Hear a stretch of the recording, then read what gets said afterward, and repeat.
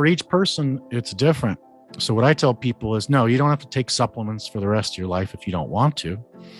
There's plenty of people that don't need to take any supplements. However, that being said, that's pretty rare these days. Our soil is so depleted in minerals. I forget the exact statistics, but I believe somewhere around 100 years ago, if you had a can of spinach or a peach, for example, the amount of micronutrients in there was like 100 to 150 fold greater than nowadays if you had that same can of spinach or that same peach. Whatever fruit or vegetable, any root that grows out of the ground, our modern industrial agricultural systems and processes have completely just mega stripped our beautiful, wonderful, used to be very nutritious soil of all these different minerals. It's just people back in the day, and Julia Ross talks about this a lot. She says, if you look at pictures of big groups of people, I think she was saying back in like the 1950s, 1960s even, groups of people, whether it's dozens or hundreds, she said there was no overweight people or very little. There was no obese people. If you look at the statistics, mental health problems and addiction problems 100 years ago, 80 years ago, 50 years ago, they were so much lower than they are nowadays.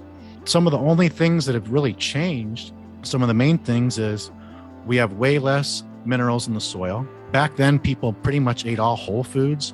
Now, a lot of the foods are processed, packaged, preservatives, tons of stuff. So that's another thing. And I think in the 1950s, maybe 1956, 1957, somewhere around there, that's when people started to make shoes where they were like plastic or rubber type bottoms. When prior to that, a lot of the shoes people were wearing, they were still getting lots of earthing benefits. So like now, we're completely separated. Our physical bodies are completely separated from the Earth's electromagnetic field that's all around it. All this stuff is proven nowadays. It's not hocus pocus at all. There's so much research on this nowadays. It's crazy. So our food's depleted. Even the whole foods, if they're organic, they're way more depleted in micronutrients than they were 100 years ago. Even if you're eating the best shit, our feet aren't touching the ground. Most people aren't getting near enough sunlight because we live indoors. A lot of us work indoors. A lot of the activities are indoors versus back in the day, hunters and gatherers, and even way past that, people were outside a lot. Now the sun's not as powerful either because of all the pollution in the sky. It's blocking a lot of those sun benefits. So, I mean, and now with like internet stuff and smartphones, and there's just so many more things, and they're coming out with more and more stuff. A lot of it's really great, but there's a double-edged sword aspect to it. All of this is taking us further and further away from our healthy default, most healthy way to live on the planet Earth. And they're trying to like scientifically engineer and genetically modify, and they think that they can just cure everyone's and treat everyone's health problems and problems in general with more and more technological advancements. Meanwhile, we're destroying the Earth. We've never been more unhealthy and more addicted and more sick and more fearful and more depressed and more anxious and more angry and people are murdering people, and we're still at war. Like, shit is fucked up. So how long am I going to have to take supplements for?